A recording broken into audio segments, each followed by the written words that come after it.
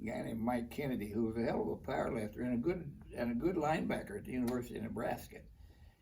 And he wanted to go back to coaching, so he said, "I'll sell you my gym," and it made a pretty good price.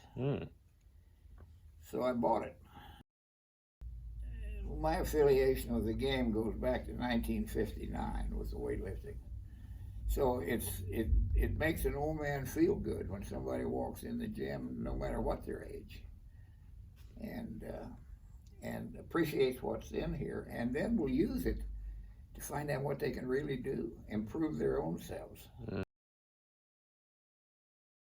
In this gym, I guess in 1990, I went through a divorce, and it saved my life because I was contemplating some real bad things. I went to jail for a night.